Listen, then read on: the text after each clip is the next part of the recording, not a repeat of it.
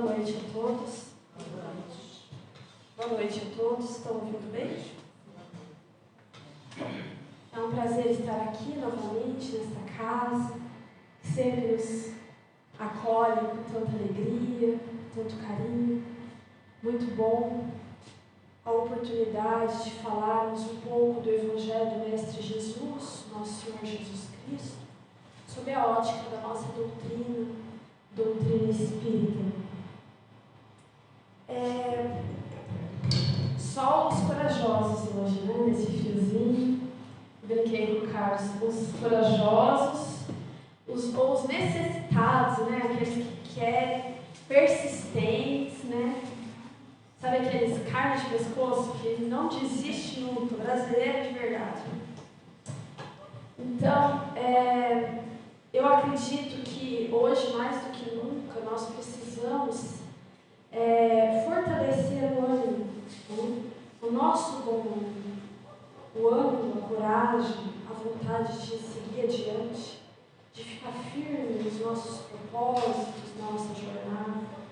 Jesus nos convoca sempre a isso, porque Ele está sempre nos dando uma oportunidade, um recomeço. Parem para pensar. Nós não temos um dia longo sem fim. Nós temos uma noite, né, um descanso e uma nova chance, uma nova oportunidade. Então, tudo aquilo que hoje nós não demos conta de fazer, aquilo que nós, de repente, fugimos da raia, ou que fizemos equivocadamente, trocamos os pés pelas mãos, erro que juramos que não iríamos fazer. Orar, refletir, ter a nossa noite de sono e amanhã uma nova oportunidade, um novo dia, uma nova chance. Jesus, no seu Evangelho, na sua passagem por aqui, na verdade, a sua vida inteira foi de ensinamento. Porque nós paramos para pensar onde Jesus estava antes dos 30 anos. Porque dos 30 aos 33, ele prega, ele nos traz o Evangelho, a Boa Nova, né? A Boa Nova. Mas onde ele estava até os 30 anos? Às vezes a gente se pergunta o que ele estava fazendo, onde ele estava. Né? Se tudo dele é ensinamento, ele estava no melhor lugar. Ele estava em casa, trabalhando na marcenaria de José, como carpinteiro. Né? Tanto é que quando ele chegou nos lugares, as pessoas falavam: um carpinteiro, que de bom vem da Galileia? Menosprezavam os galileus, a terra da Galileia, de onde ele vinha. Menosprezavam o seu ofício. Mas ele estava lá nos mostrando a importância da família e do esforço próprio, do trabalho, do esforço próprio. Né? Então, tudo é ensinamento. Durante a sua pregação, ele nos traz uma frase que é a que a gente vai utilizar para a nossa reflexão de hoje, desta noite. Ele diz assim para nós: no mundo tereis aflições. Tendes bom ânimo, eu venci o mundo. Que nós temos aflições no mundo, nós já sabemos, não é verdade? Porque mesmo que nossa vida esteja um mar de rosas, ou que nós tenhamos uma família abençoada, maravilhosa, um trabalho maravilhoso, não temos conflito com ninguém, tudo cor-de-rosa, perfeito, flores, encantos e pétalas, o que não. Nós não podemos ser totalmente felizes. Por quê? Se a gente olha do lado, não é para trás, se a gente olha do lado, a gente vê algum irmão nosso sofrendo. Nós ligamos a televisão e as notícias são, muitas vezes, na maioria delas, tristes, né? Dificuldades a gente vê, tantos passando. Né? Mas, na realidade, a vida é cheia de percalços. Todos nós iremos passar. Se estamos naquele momento da calmaria, é o momento da gente se preparar para aquele próximo da dificuldade. E quando estivermos no auge da dificuldade, dificuldade, que a angústia está, que nós já estamos não aguentando mais, a gente pode ter a certeza que essa dificuldade está para acabar. Quando começa a ficar insuportável, ela passa. E vem calmaria. Porque tudo passa na vida. Maria dizia isso.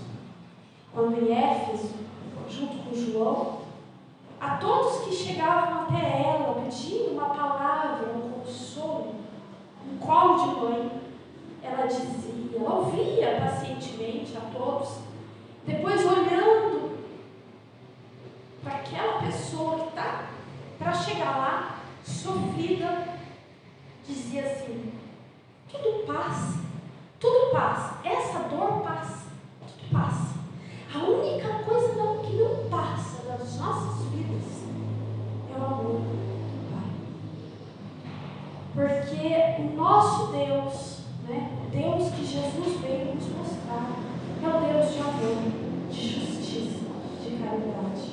É Deus de misericórdia, é o Deus Pai, que não vai dar pedra para quem pediu pão.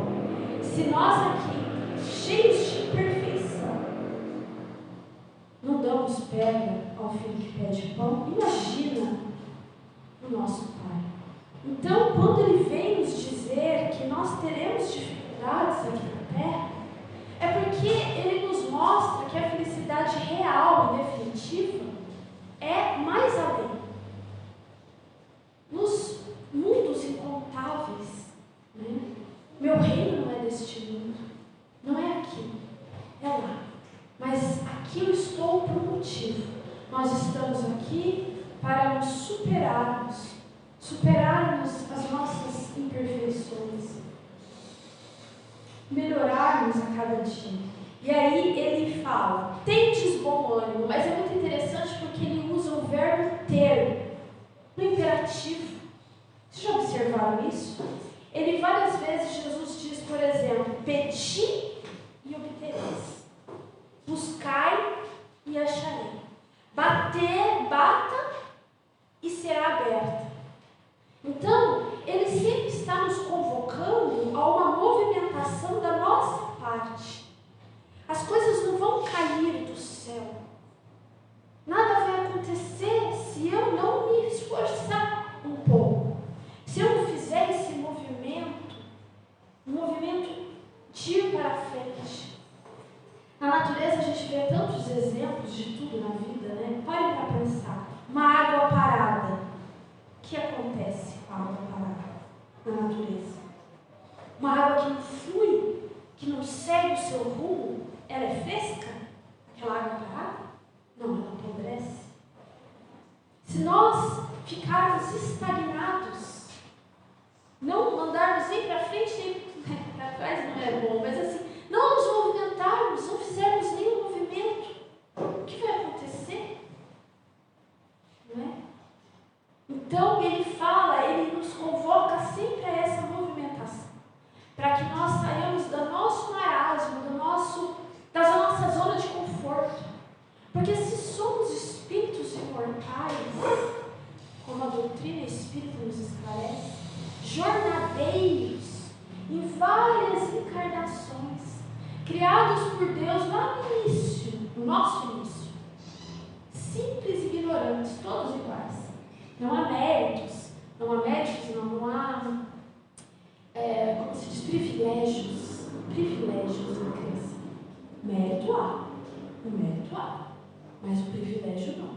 Então todos são criados simples e ignorantes. Aquele que alcançou mais rápido foi por seu mérito, pelo seu esforço, Então é dado a mesma condição para todos. E nós vamos jornadeiros de uma encarnação a outra, nos consertando, nos lapidando, nos melhorando. Por isso a doutrina espírita é esse despertar da consciência. Porque antes nós estávamos como crisálidas, aquele casulo antes de virar borboleta, meio que dormindo, sem observar nada, sem olhar para si e ver as coisas que a gente precisa mudar. A gente sempre culpando o outro que faz a diferença. Eu sou assim porque eu nasci numa casa, numa situação desse jeito. Eu sou assim porque minha mãe, meu pai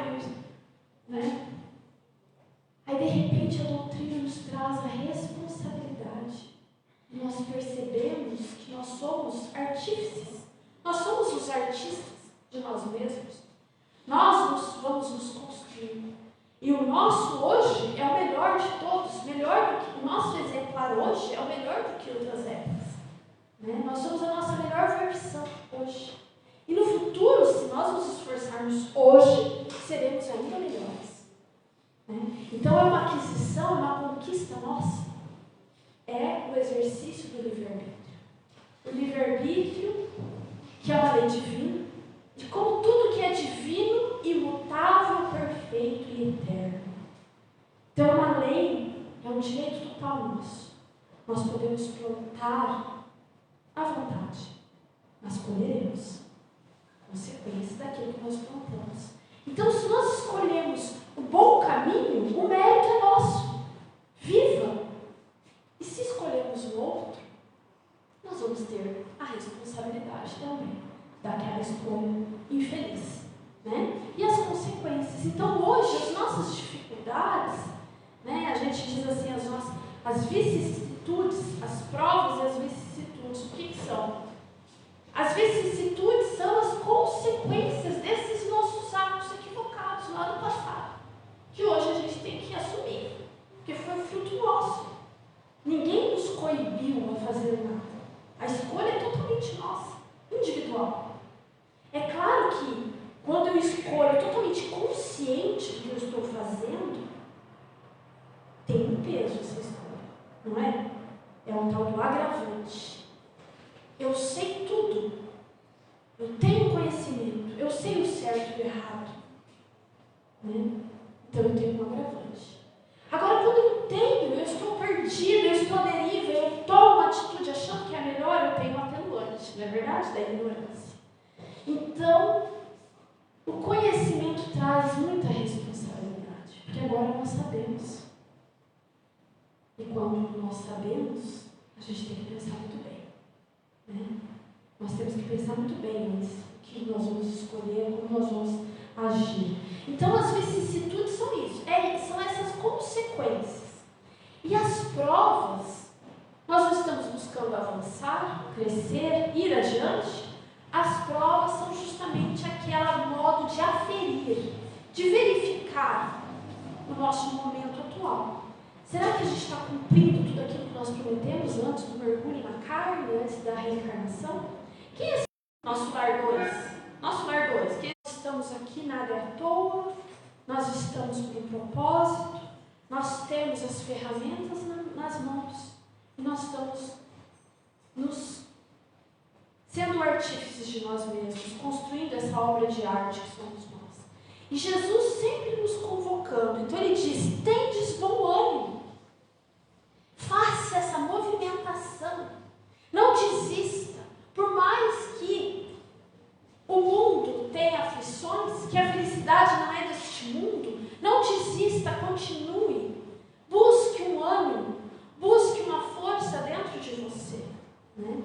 Nós estamos falando aqui daquele desânimo que de vez em quando bate à nossa porta, quando a gente recebe uma notícia ruim, ou quando nós estamos passando por momentos difíceis na nossa vida, dificuldades, que até às vezes levantar da cama é difícil, né? Ainda mais no friozinho desse, aí piorou, né? Aí fala, nossa, tomar banho. Então, se a gente não consegue dar um pé, arrastemos a perna, sabe? Não desistir, lutar, ele nos convoca a essa movimentação. Peça e vai receber o nosso. Bata, que a porta será aberta. Mas nós precisamos nos movimentar. E é interessante ele usar o tendes, posse, por quê? Porque para eu conseguir algo, para eu ter algo e dizer que aquilo é meu de verdade, eu preciso lutar por aquilo, não é verdade, gente? Eu preciso lutar, eu preciso trabalhar, eu preciso juntar um dinheiro, eu preciso ir lá comprar, eu preciso me esforçar, daí eu posso dizer que aquilo é meu, que eu conquistei. Então esse ânimo será nosso, porque nós vamos consegui-lo na base da unha, muitas vezes. Na base da unha, sabe? Daquela força. E aí o esclarecimento da doutrina espírita Kardec perguntou aos espíritos, né, uma questão, na questão 909 do Livro dos Espíritos, ele pergunta assim, para os espíritos: o homem poderia sempre vencer as suas más tendências pelos seus esforços? Aí, vamos supor que, acho que vários já leram essa questão, né? Mas vamos supor, vamos fingir, vamos brincar, vamos imaginar que nós nunca lemos essa pergunta e não sabemos a resposta. Pare para pensar. O homem poderia vencer as suas más tendências pelos seus esforços? É fácil vencer as más tendências? Vocês acham? É fácil? Sabe aquela segunda-feira do regime que nunca chega? Do primeiro dia da academia, que nossa, daí agora tá frio, não dá. Não dá, era essa semana que eu ia começar, mas agora tá frio. Sabe, isso que é uma coisa que não é tendência negativa, é apenas um hábito que nós vamos mudar.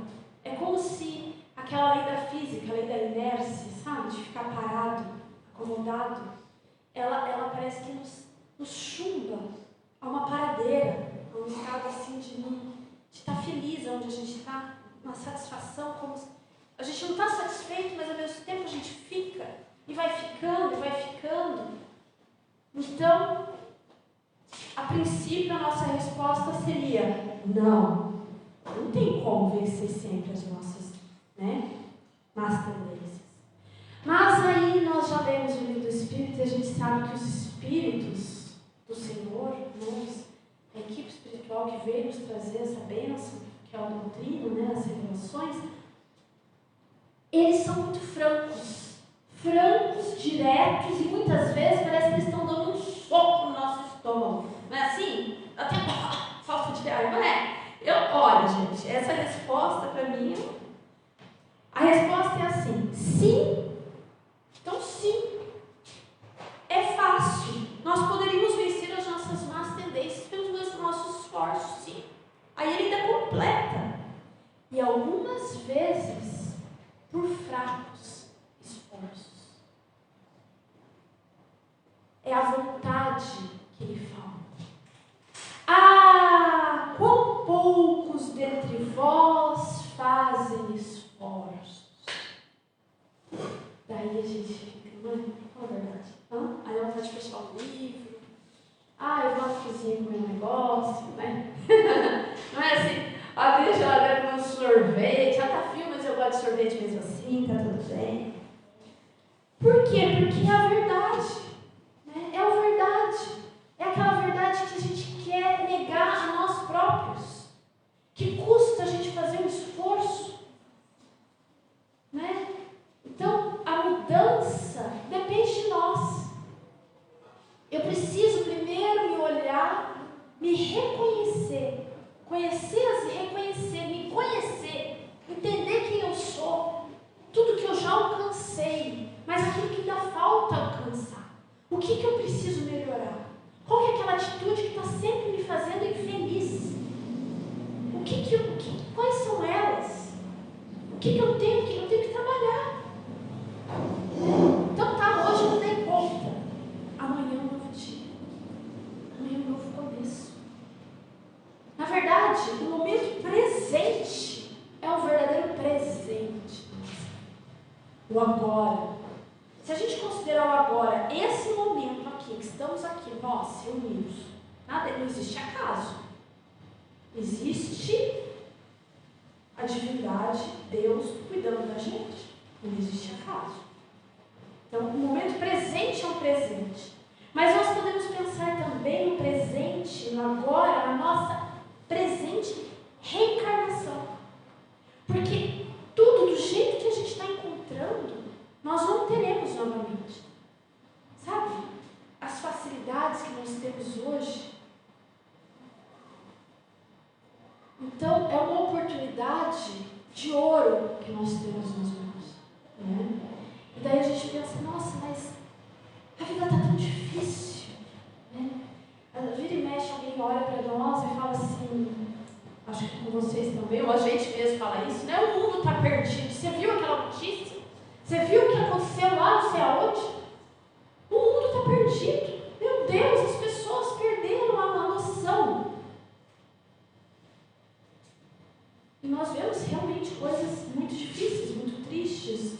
equívocos, absurdidades, né? Coisas esdrúxulas. Mas nós temos a orientação de que estamos no meio do olho do furacão, no meio de uma transição planetária. Um planeta de provas e expiações está se transformando num planeta de regeneração. Já basta para a Terra, para a nossa casa, para esse planeta que nos acolhe amoroso. Basta. Ele quer evoluir também.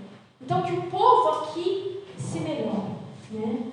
Então, é como se nós estivéssemos... A gente sonhou sempre em reformar a cozinha, né?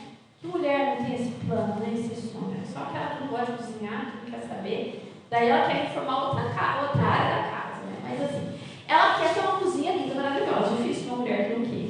Cheia de apetrechos, mesmo que não use. A gente sonha com uma reforma na cozinha, chega o dia da reforma e você não tem como ir viajar, sabe? Fazer uma viagem maravilhosa, voltar e tudo praticamente arrumado. Não, você mora naquela casa com aquela cozinha. Imagina, comendo poeira todo dia, aquela sujeirada, tudo quebrado, o teto, o piso, tudo. Você olha para aquilo, você já começa a coçar com as poeiras, né? Não é? E você pensa que nunca vai acabar. Nós estamos assim no nosso planeta. Nosso planeta está assim, no meio de uma reforma. Então tudo é às vezes angustiante. Mas de repente chega o dia da inauguração da cozinha. O dia da inauguração da cozinha, a gente coloca o melhor vestido, né? Uma Coca Zero, bem gelado. Fala a verdade, não é? E aí, quais de nós estaremos nesse dia reencarnados aqui no planeta de regeneração? Aqueles que cumprirmos e aproveitarmos o nosso agora, a nossa presente reencarnação. Esses estaremos aqui. Né? Então, se nós não fechamos o livro dos Espíritos após aquela questão que foi um golpe no estômago, nós falamos assim, não, vamos dar mais uma chance. Né? Aquela respirada e lemos a questão seguinte, na sequência. Então, nós tínhamos lido a questão 909, agora vamos ler a questão 910, para quem tem o livro dos Espíritos em casa. Aí, Kardec sabiamente pergunta: o homem pode encontrar nos espíritos, agora quando ele fala espíritos, aqui ele se refere aos espíritos de luz, os espíritos evoluídos, os mentores da humanidade, né? Então, o homem pode encontrar nos espíritos uma assistência eficaz, aquela assistência ponta firme, eficiente, para superar as suas paixões. Aí, se ele tinha dado um tapa, agora ele vai passar a mão, não é? Ai, ainda bem, né? Que tem um agrado. Aí eles respondem: se ele ora a Deus e ao seu bom gênio, o seu mentor espiritual, o seu anjo da guarda, o termo que nós quisermos dar, com sinceridade, os bons espíritos virão certamente em sua ajuda, porque é a sua missão. Tadinhos, né? Ai, não é fácil, gente. A vida é uma loucura para todo mundo, entendeu? Então vejam, por que eles vêm em nossa ajuda? Porque a gente sempre tem uma ideia de que o anjo, não sei vocês, mas antigamente eu tinha essa ideia assim, que o anjo mentor, por conta dos quadros, das pinturas, eram fofinhos, gordinhos, tinham aquelas asinhas, não é? Viviam num mundo cheio sabe assim, conto de fadas, né? Cor de rosa, algodão doce, florzinhas.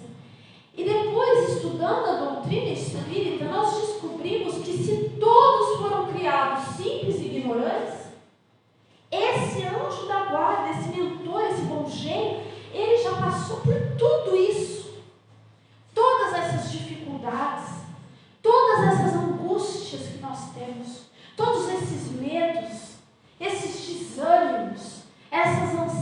dados, tudo. Eles conhecem, eles já viveram. Por isso, lá da frente, eles se voltam para nós,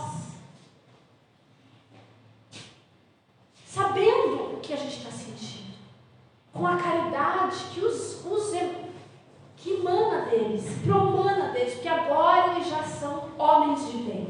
Leiam o capítulo 20, Evangelho segundo o Espiritismo, o homem de bem. São as características que nós precisamos ter do ser humano de bem. As características que nós precisamos desenvolver em nós para alcançarmos aos poucos, essa angelitude. Então, de repente, depois que estudamos a doutrina espírita, percebemos que, na verdade, o anjo de guarda, quem assistir filme vai me entender, ele tem um esqueleto de adamantio. Alguém conhece? Menina aí? Ninguém sabe. Adamantio, ninguém. Wolverine, sai a unha. Ele tem um esqueleto de adamantio. Sabe? Eles são super fortes, eles foram forjados no aço das dificuldades, dos sofrimentos, das privações. Sabe? Então nós nos espelhamos neles. É neles que nós nos espelhamos. Então, quando Jesus nos chama, tendes bom ânimo, nós podemos pedir a esses nossos amigos que nos auxiliem nesse momento de busca dessa força que nós às vezes achamos que não temos, mas temos sim. Porque um outro detalhe muito importante: nós somos todos deuses, com D minúsculo, Nós somos filhos desse Pai e Ele nos concede todas as possibilidades. Nós podemos e conseguimos se nós tivermos vontade, se nós nos esforçarmos,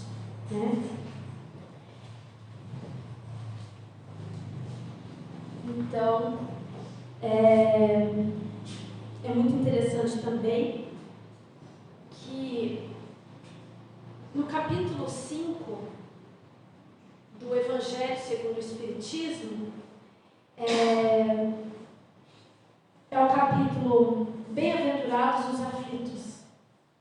Ele tem uma menção sobre o desânimo. E nós estamos já no horário, mas eu queria finalizar falando isso para vocês. Porque é um comentário de Kardec, porque assim, vem as passagens, quem conhece a estrutura do livro Evangelho segundo o Espiritismo, tem as passagens, do Novo Testamento, os comentários dos Espíritos, vários comentários do Kardec, na verdade, e depois, por fim, o comentário dos Espíritos, E este é um comentário dos Espíritos no final. Ele diz assim: quando Cristo disse, bem-aventurados os aflitos, o reino dos céus lhe pertence, ele não se referia de modo geral a todos os que sofrem. A gente pensa isso, Todo mundo está sofrendo, a gente merece, Nós estamos sofrendo, nós estamos merecendo, não é verdade? Mas não é bem assim. Aí ele completa: visto que sofrem todos os que estão sobre a terra. Todo mundo sofre. Não há privilégios na criação, lembra-se? Quer ocupem tronos, quer jazam sobre a palha. Todos sofrem. Mas aí vem a cereja do bolo. Mas poucos sofrem bem. Lembra que as vicissitudes são colheitas do nosso plantio? E a prova é para nos mostrar, nós percebemos se a gente está subindo de nível ou não, se a gente vai passar de ano, da quinta série para a sexta série. Então, nós não estamos aqui no parque de diversões. Não é uma brincadeira. É trabalho, é esforço. Então, quando vem o sofrimento, ele nos diz: mas poucos sofrem bem, pois poucos compreendem que somente as provas bem suportadas podem conduzi-los ao reino dos céus. Se eu fizer a minha prova reclamando, blasfemando, me vitimizando, eu vou ter passado nela? Gente, parem para pensar, eu vou passar nessa prova? vencedor de algo? Eu vou ter realmente transformado alguma coisa em mim? E aí ele completa assim: o desânimo, que é o tema do nosso raciocínio, é uma falta. O desânimo é uma falta. Deus vos recusa consolações, desde que vos falte coragem. Coragem. A prece, então nos faltou coragem, que ele diz: a prece é um apoio para a alma. Contudo, não basta. É preciso que tenha por base essa prece.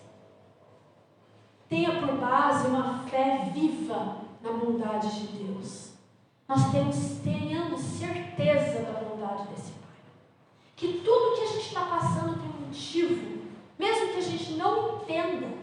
Nós não vamos entender agora, muitas vezes. Mas tem um motivo. E às vezes a gente entende até, se a gente pensar um pouquinho. Ele, Deus, já muitas vezes vos disse que não coloca fardos. Ele, Jesus, né? Jesus, muitas vezes vos disse que não coloca fardos pesados em ombros fracos.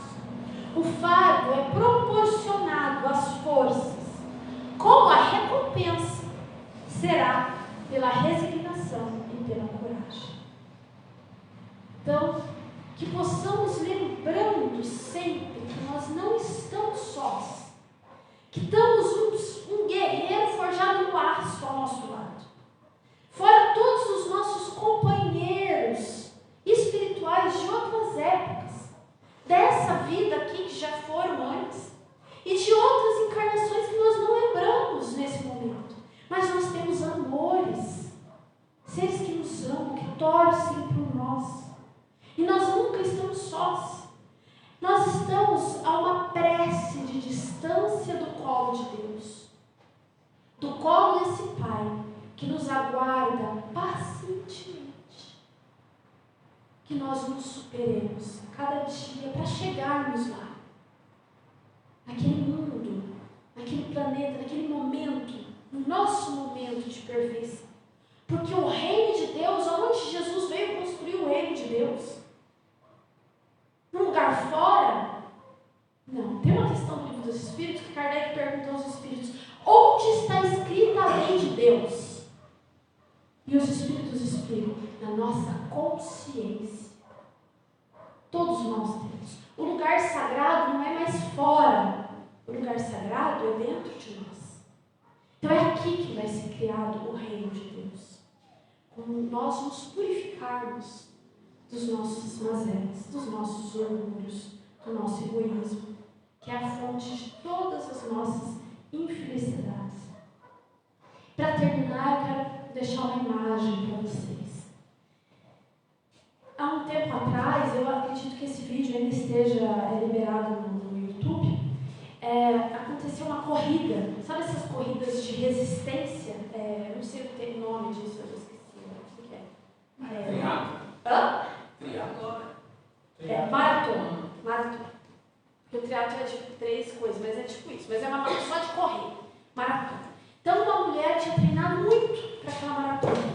Ela não era propriamente uma atleta. Muitas pessoas tinham treinado, um monte de gente estava correndo. Mas, no caso, ela estava a uma distância, tipo, a minha daqui, lá do fundo da linha de chegada. Todo mundo vários já tinham passado. Ela só estava lá no final, mas ela queria completar a prova. Né? Então, várias pessoas assistindo, várias sendo filmado, televisionado, todo mundo assistindo. De repente, começaram a observar aquela mulher, que ela não conseguia mais dar os passos, as pernas pulavam, as câimbras, e ela estava para desmoronar no chão. Não estava mais aguentando, não tinha mais nada. E aí, os paramédicos começaram a se aproximar dela e ficar em volta, e eles não podiam encostar nela. Porque se eles encostassem, ela perdia tudo que ela tinha corrido. Não tinha mais, ela tinha que cruzar a linha de chegada. Então ela foi, naquela angústia, arrastando o corpo, os músculos explodindo, e ela quase caindo, ela passou e desmoronou. E eles pegaram. Esta imagem somos nós. nossa encarnação. Esses paramédicos são os nossos amigos espirituais, que muitas vezes estão olhando assim, mas eles sabem da importância de nós superarmos aquela prova. A importância do nosso espírito imortal. Porque a gente às vezes pensa muito aqui no presente, aqui, eu não quero passar por isso, eu não quero sofrer. Mas a gente não estamos dormindo dentro da carne, a gente está esquecido da importância muito maior, a felicidade de completar a jornada, a felicidade de chegarmos vitoriosos, a alegria de repente nos juntarmos àqueles que nós amamos no mesmo plano vibracional. Porque às vezes eu preciso passar por essa prova para chegar onde eles estão, porque eu estou para trás. E eu quero ficar com eles, entendem? E eles estão na torcida. Então não desistemos, fiquemos firmes, lembrando que Deus está ao nosso lado. E nós estamos a uma prece de distância dele. Que Deus nos abençoe. Eu agradeço muito a atenção de todos. Vamos então nos organizarmos nas nossas cadeiras, darmos respirar. Vamos fazer uma prece. Vamos agradecer esse nosso Pai por tudo que nós temos. Farei uma prece, um poema. Fechar os nossos olhos, elevar o nosso pensamento ao alto, sentindo a presença dos benfeitores espirituais, mentores dessa casa, mentores deste grupo, os nossos mentores. Sintamos a sua presença, sua amorosidade. Busquemos nos aproximarmos deles sempre, para que tenhamos as benesses das suas intuições, do seu amparo. E vamos agradecer. Muito obrigado, Senhor, muito obrigado pelo que me deste, muito obrigado pelo que me dás. Obrigado pelo pão, pela vida, pelo ar, pela paz. Muito obrigado pela beleza que meus olhos veem no altar da natureza. Olhos que fitam o céu, a terra e o mar, que acompanham a ave ligeira que corre fagueira pelo céu de anil e se detém na terra verde salpicada de flores e tonalidades mil. Muito obrigado, Senhor, porque eu posso ver o meu amor, mas diante da minha visão eu detecto cegos guiando na escuridão, que tropeçam na multidão, que choram na solidão. Por eles eu oro e a Ti eu imploro comiseração, porque eu sei que depois desta lida, na outra vida, eles também me enxergarão. Muito obrigado, Senhor, pelos ouvidos meus que me foram dados por Deus, ouvidos que ouvem o tamborilar da chuva no telheiro, a melodia do vento aos ramos do romeiro, as lágrimas que vertem nos olhos do mundo inteiro, ouvidos que ouvem a música do povo que desce do morro na praça cantar, a melodia dos imortais, que se ouve uma vez e ninguém a esquece nunca mais. A voz melodiosa, canora, melancólica do boiadeiro, e a dor que geme, que chora no coração do mundo inteiro. Pela minha alegria de ouvir, pelos surdos eu te quero pedir. Porque eu sei que depois desta dor, no teu reino de amor, eles voltarão a sentir. Obrigado pela minha voz, mas também pela sua voz, pela voz que canta, que ama, que ensina, que alfabetiza, que não tem uma canção e que o teu nome profere com sentido e emoção. Diante da minha melodia, eu quero rogar pelos que sofrem de afasia. Eles não cantam de noite, eles não falam de dia. Oro por eles, porque eu sei que depois desta prova, na vida nova, eles cantarão. Obrigado, Senhor, pelas minhas mãos, mas também pelas mãos que aram, que semeiam, que agasalham, mãos de ternura, que libertam da amargura, mãos que apertam mãos, mãos de caridade, de solidariedade, dos adeuses, que limpam feridas, que enxugam lágrimas e dores sofridas, pelas mãos de sinfonias, de poesias, de cirurgias, de psicografias, pelas mãos que atendem a velhice, a dor, o desamor, pelas mãos que no seio embalam o corpo de um filho alheio sem receio, e pelos pés que me levam a andar sem reclamar. Obrigado, Senhor, porque me posso movimentar. Diante do meu corpo perfeito eu te quero rogar, porque eu vejo na terra aleijados, amputados, decepados, paralisados, que se não podem movimentar. Eu oro por eles, porque eu sei que depois desta expiação, na outra reencarnação, eles também bailarão. Obrigado por fim, pelo meu lar. É tão maravilhoso ter um lar. Não é importante que este lar seja uma mansão. Se é uma favela, uma tapera, um ninho, um gabardo de dor, um bangalô, uma casa do caminho, ou seja lá o que for, que dentro dele exista a figura de amor, de mãe ou de pai, de mulher ou de marido, de filho ou de irmão, a presença de um amigo, a companhia de um cão, alguém que nos dê a mão. Mas se eu a ninguém tiver para me amar, nem um teto para me agasalhar, nem uma cama para me deitar, nem aí reclamarei. Pelo contrário, eu te direi: obrigado, Senhor, porque eu nasci. Obrigado, porque eu creio em ti. Pelo teu amor, obrigado, Senhor. Deus os abençoe.